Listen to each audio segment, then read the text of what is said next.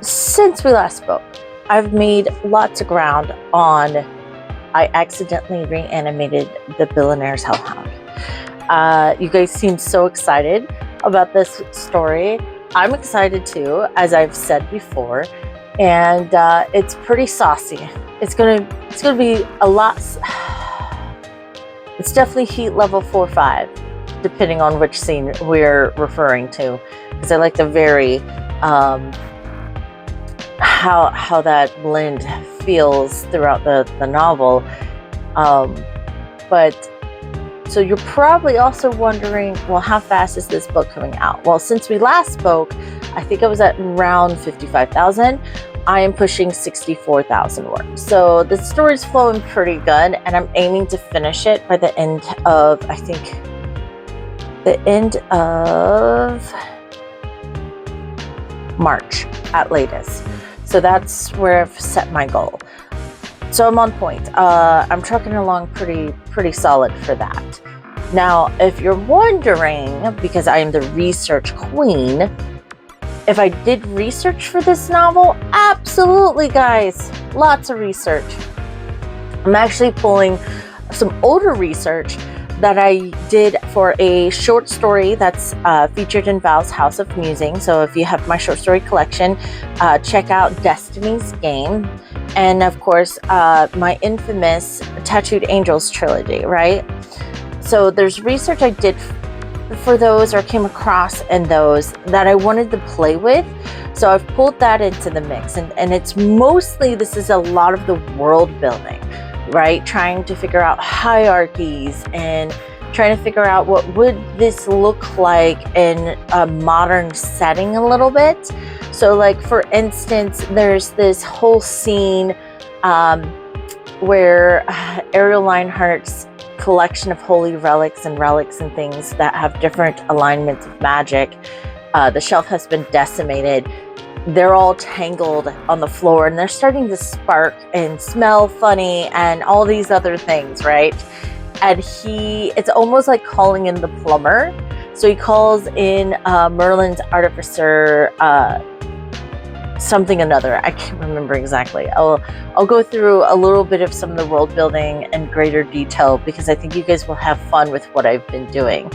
But you know, the guy comes out, it's the wizard John Dee, and if you're a historic person, those of you might recognize that name because John Dee was the alchemist and occult expert for the Queen, and then later went over to help the Polish royalty and the uncle of Elizabeth Bathory. So everything ties back into vampire lore and crazy history about the Blood Countess.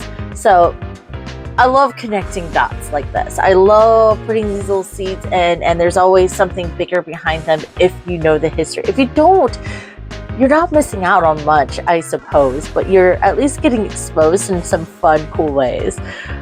So he comes out and he's completely like, holy crap, dude, like this is going to be like a nuclear bomb if you left it for another day. And Ariel being the kind of, he's a billionaire and he's like, oh, well, you know, just fix it.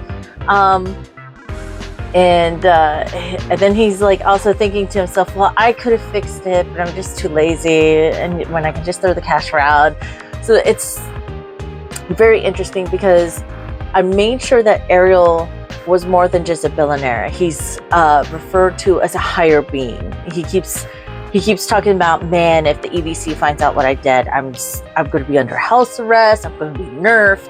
Like, he has these interesting concerns that he's going to be punished or grounded almost, which is an interesting vibe that's unfolding. Meanwhile, our other character, she works at a supernatural pet veterinarian hospital, right? Like, there are nighttime only creatures in mythology and things. So this is another leg of research that's sort of added into it. And then teamed with my personal experience working at a veterinarian hospital. And I'll share some stories about that too. If you haven't seen a Vitmoss Val Vaccinate the Tiger, I worked at an exotic vet office. So there's a lot of inspiration pulled from this. And so being able to be like, well, a veterinarian hospital for supernatural creatures and beasts and things would have to run almost 24/7, right? It would have to account for the fact that we have nighttime only variants. So she runs the night shift here. And she's a partner of the veterinarian hospital. So she's not the sole owner or necessarily the owner of the facility, but she's one of the people, decision makers or main practitioners there.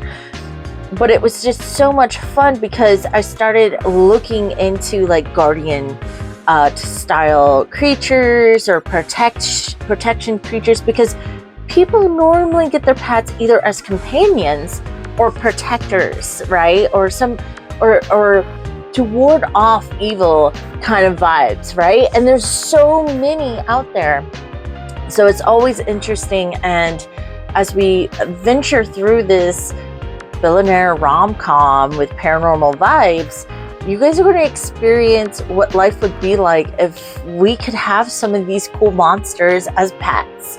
So I'm excited about this. But yes, if you're wondering in this new novel if I'm still doing tons of research, I am. And I'll try to come back and share some of the particular books that are helping me write this book. So, but as you can tell, I'm very stoked about all the things I'm doing in this book, and it's going to be a standalone, but part of a series where I'm going to write several love stories within the same world.